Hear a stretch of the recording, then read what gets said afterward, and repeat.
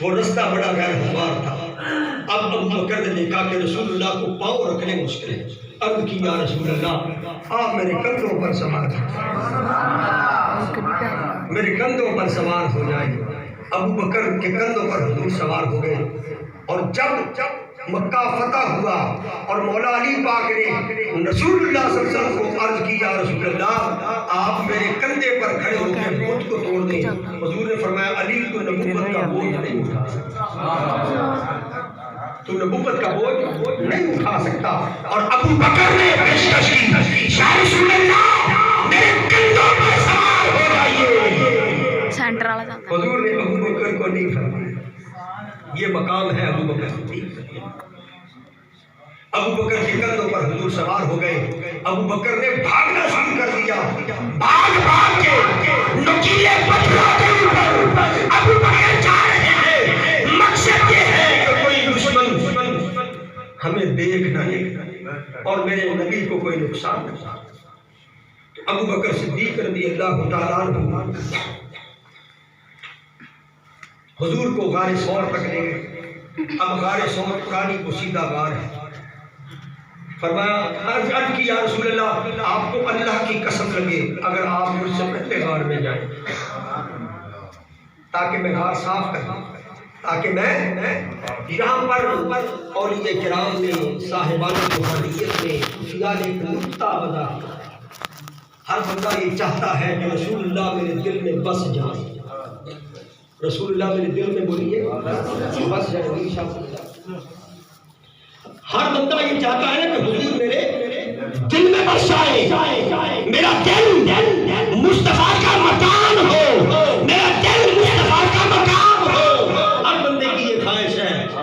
ابو بکر نے ہجرت والی رات بتا دیا اگر دل میں رسول اللہ کو بسانا ہو تو پھر دل کو اس طرح صاف کرو جیسے آج غار ثور کو میں صاف کر رہا ہوں، اس دل کو حسد سے پاک کرو، اس دل کو کینے سے پاک کرو۔ نعرہ تکبیر، نعرہ رسالت، نعرہ تحقیق، نعرہ حیدری، نعرہ غوثیہ۔ تشریف رکھیے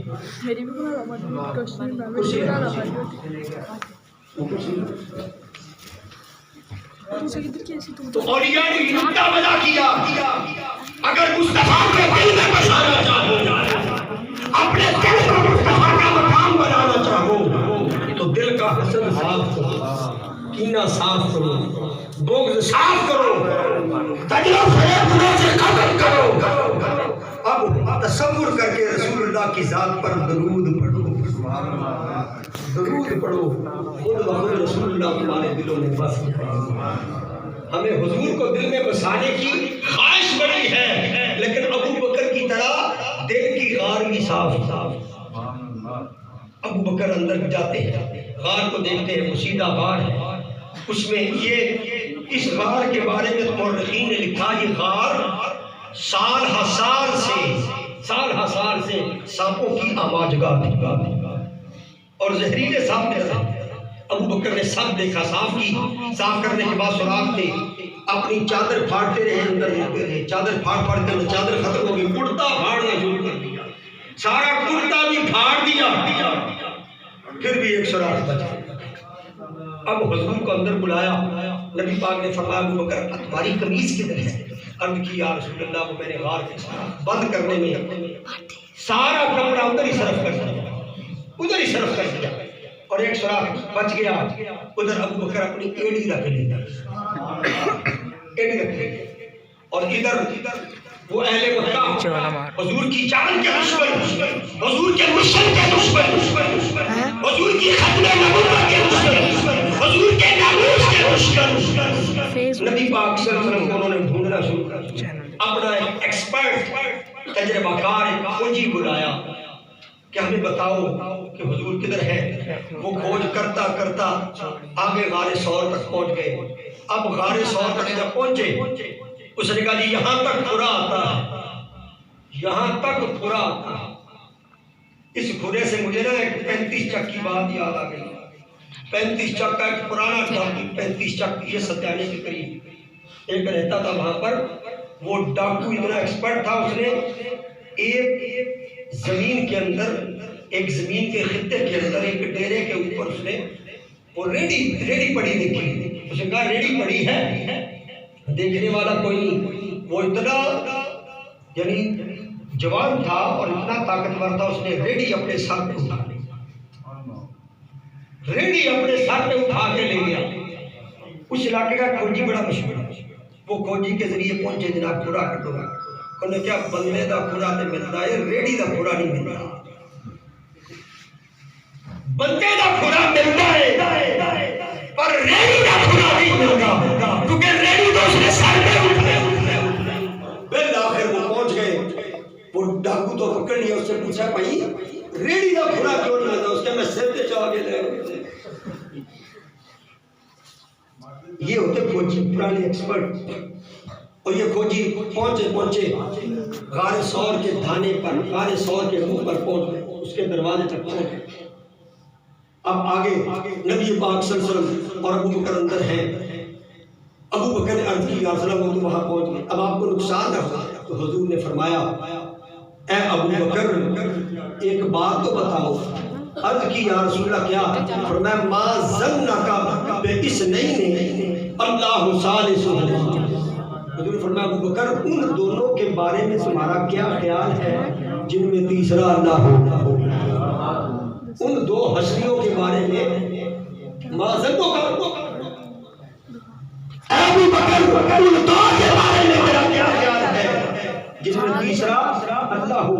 تم اپنے آپ کو دو نہ سمجھو، ہمارے ساتھ اللہ نہیں. اللہ ہماری حفاظت کرے گا. اللہ نے مصطفیٰ کے اس کہنے پر قرآن کی آیت نازل فرمائی شان یس نہیں دے اس ہما فی الحال اس یقول وصاحبہ لا تحزن ان اللہ معنا. دونوں میں سے دوسرا جب پہلے نے دوسرے کو کہا، مصطفیٰ نے اپنے صحابی کو کہا لا تحزن غم نہ کر ان اللہ معنا، ہمارا اللہ ہمارے ساتھ، ہمارا اللہ ہمارے ساتھ. تو دوستو بس اللہ تعالیٰ نے رسول اللہ صلی اللہ علیہ وسلم اور ابو بکر صدیق رضی اللہ تعالیٰ عنہ پر کرم یہ کیا کہ غار کے دھانے پر مکڑی نے جالا تلا، کبوتری نے انڈے دے دیے.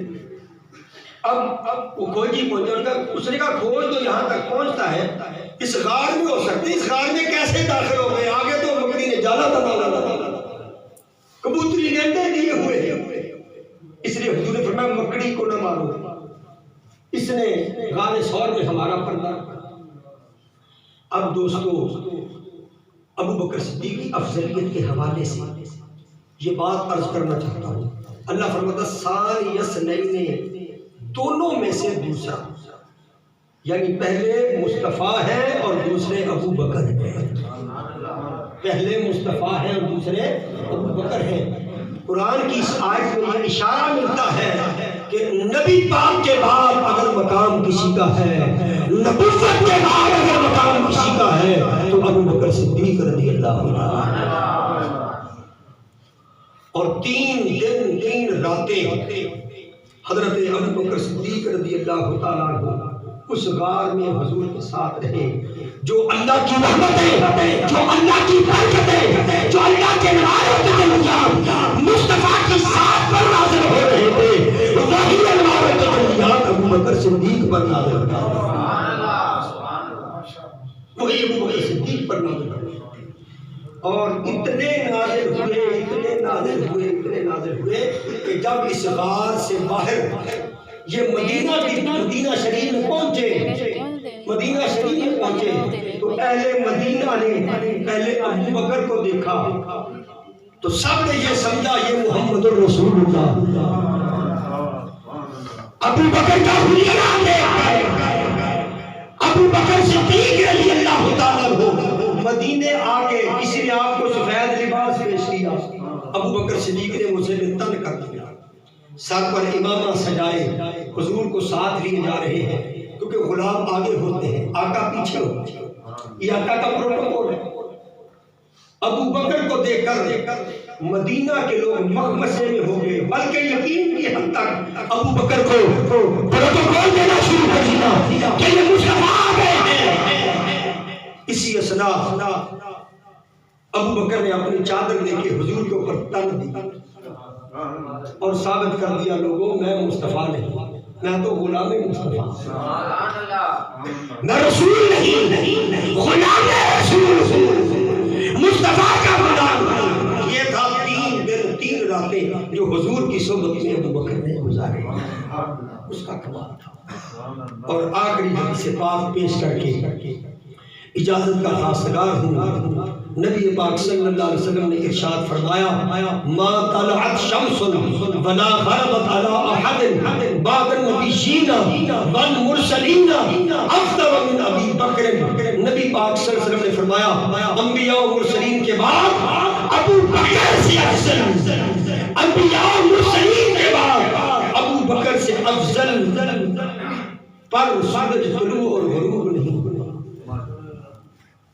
یہ سورج ابو بکر صدیق جو کہ نبیوں اور رسولوں کے بعد افضل ہے، کسی اور پر یہ سورج غروب اور طلوع نہیں ہوا، یعنی ثابت کیا مصطفیٰ نے۔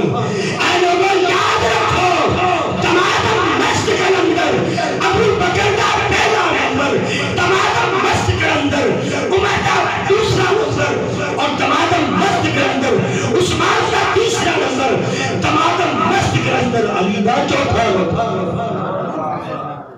علی کا چوتھا۔ یہ ہے عقیدہ اہل سنت۔ آج اس عقیدے کے ساتھ کھلواڑ ہو رہا ہے، لوگ اپنے مزاج کے مطابق ان کی درجہ بندی کر رہے ہیں۔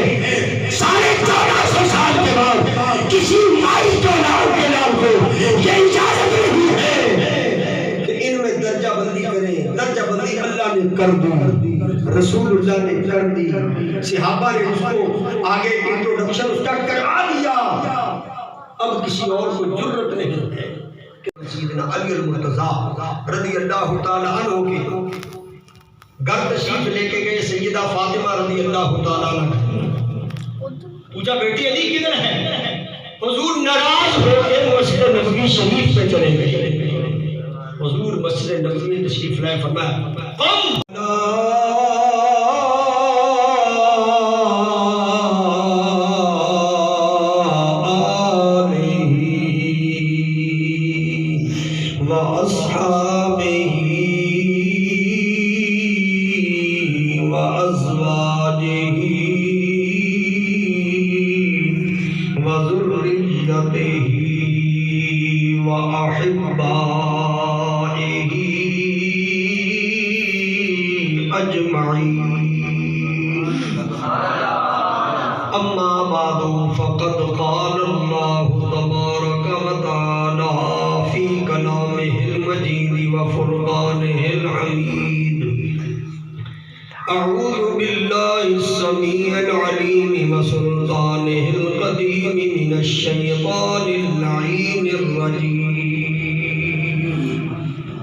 بسم اللہ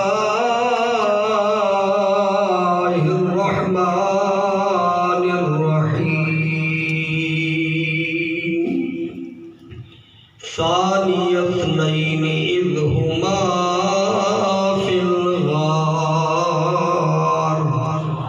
اذ یقول لصاحبہ لا تحزن ان اللہ معنا آمنت باللہ صدق اللہ تعالی وصدق رسولہ الاعلی۔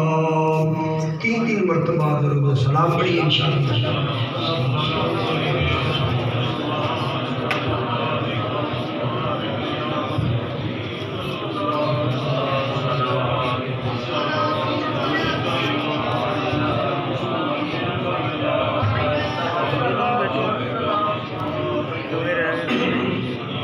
بعد اذان تو سلام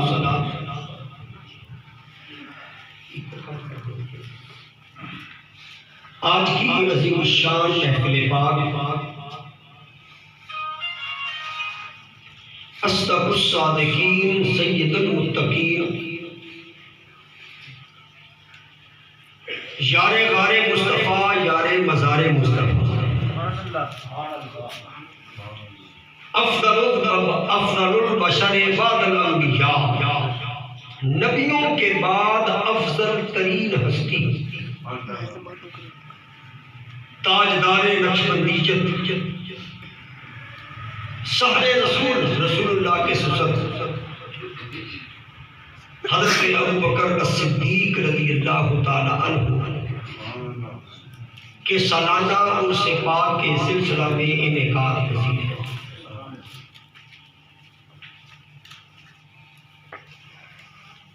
میرے بعد کتاب شیخ الحدیث والتفسیر والفقہ حضرت علامہ مفتی محمد اصغر نبوی صاحب خطاب فرمائیں گے۔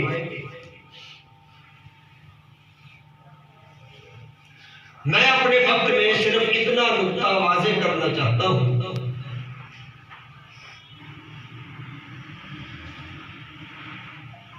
اللہ کے بعد بزرگ ترین ہستی رسول اللہ صلی اللہ علیہ وسلم کی ہے، اور رسول اللہ صلی اللہ علیہ وسلم کے بعد باقی انبیاء اور رسول علیہ السلام کی ہستیاں، اور باقی نبیوں کے بعد افضل ترین ہستی ابو بکر الصدیق رضی اللہ تعالیٰ عنہ۔ یہ بات اللہ کے قرآن سے بھی ثابت ہے، رسول اللہ صلی اللہ علیہ وسلم کے کئی فرامین سے ثابت ہے، بلکہ دور صحابہ میں، بلکہ دور نبوی کے اندر بھی صحابہ میں یہ بات مشہور و معروف تھی کہ نبیوں کے بعد افضل ترین ہستی ابو بکر صدیق رضی اللہ عنہ۔ صحابہ اکرام علیہ رضوان بھی افضل ترین ہستی ابو بکر صدیق کو سمجھتے، پھر تابعین کا دور آیا، تابعین کا دور آیا، ائمہ مجتہدین نے اس پر یہی نتیجہ اخذ کیا کہ نبی پاک صلی اللہ علیہ وسلم کے بعد، نبیوں کے بعد افضل ترین ہستی ابو بکر صدیق رضی اللہ عنہ۔ سب سے پہلے آپ کے نام کے حوالے سے چند گزارشات پیش کرتا ہوں۔ یہ ابو بکر آپ کا نام نہیں، ابو بکر آپ کی کنیت ہے۔ کنیت نام کا وہ حصہ ہوتا ہے جس سے پہلے آپ کو بن یا بنت لگے۔ یہ عرب میں رواج تھا کہ وہ اپنے ناموں کے ساتھ کنیت لگاتے، خود نبی پاک صلی اللہ علیہ وسلم کی بھی کنیت تھی، بلکہ حضور سے پہلے میں اس ہستی کی کنیت آپ کو بتانا چاہتا ہوں کہ جو پہلا انسان دنیا میں ہے، میری مراد حضرت سیدنا آدم علیہ السلام۔ آدم علیہ السلام کی کنیت تھی ابو محمد۔ کیا کنیت تھی بولیے؟ ابو محمد۔ ویسے تو آدم علیہ السلام کی نسل میں سے بڑی بڑی جلیل القدر ہستیاں پیدا ہوئی، آپ سب کے باپ، لیکن قابل فخر کنیت آدم علیہ السلام کے لیے یہ تھی کہ آپ ابو محمد ہیں، آپ جناب محمد رسول اللہ صلی اللہ علیہ وسلم کے باپ ہیں، پہلے باپ۔ دنیا میں آنے کے اعتبار سے اللہ تعالیٰ نے آدم علیہ السلام میں سے رسول اللہ صلی اللہ علیہ وسلم کو پیدا فرمایا، نسلا بعد نسل، قرنا بعد قرن۔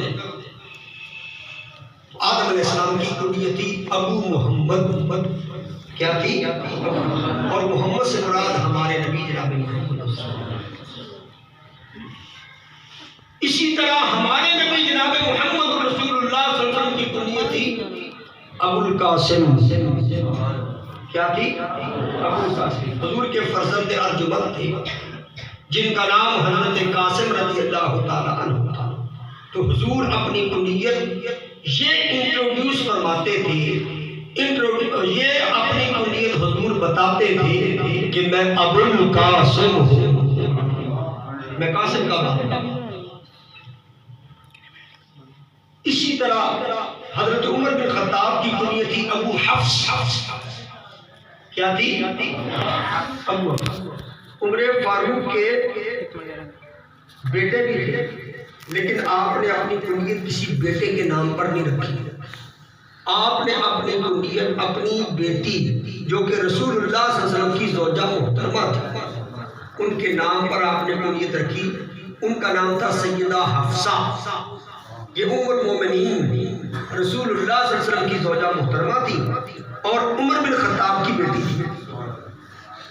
تو اس بنیاد پر عمر بن خطاب اپنا تعارف ابو حفص کروایا کرتے تھے. میں ام المومنین حفصہ رضی اللہ تعالی عنہا کا باپ ہوں. اسی طرح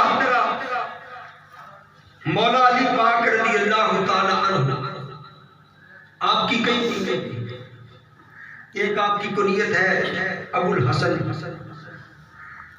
حسن کا باپ، بڑے بیٹے سیدنا حسن مصطفیٰ رضی اللہ تعالی عنہ.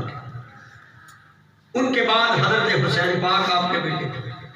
ان کے بعد حضرت محسن یہ آپ کے بیٹے تھے جو کہ بچپن میں انتقال فرما گئے. حضرت محسن رضی اللہ. حسنین کریمین طیبین طاہرین کو اللہ تعالیٰ نے عمر کا ایک عرصہ عطا فرمایا بلکہ بڑھاپے تک پہنچے. لیکن مولا علی کے بطن فاطمہ سے، کس میں سے بولیے؟ شکم فاطمہ سے ایک فرزند پیدا ہوئے جن کا نام حضرت محسن رضی اللہ تعالی عنہ. وہ بچپن میں انتقال ہو. تو حضرت مولا علی کی ایک کنیت تھی ابو الحسن، حسن کا باپ. ایک کنیت تھی ابو ریحانتان یا ابو ریحانتین، دو پھولوں کے باپ. ایک پھول حسن مجتبیٰ ہے، دوسرا پھول حسین شہید کربلا. ایک آپ کی کنیت تھی ابو السبتین اور ایک آپ کی کنیت وہ لکھی ہے ابو تراب. کیا تھی؟ ابو تراب کا معنی مٹی والا، مٹی کا باپ. سیدہ فاطمہ رضی اللہ تعالی عنہا سے کچھ تھوڑی بہت بات ہوئی، ناراض ہو کر مسجد نبوی شریف میں تشریف لے. یہ ولایت کا تاجدار خوشی کی عالم میں بھی مسجد میں حاضر ہوتا اور غمی کی عالم میں بھی مسجد میں حاضر ہوتا. ان لوگوں نے ہمیں مسجد کی طرف ہماری توجہ مبذول کروائی. آ کے مسجد نبوی شریف کے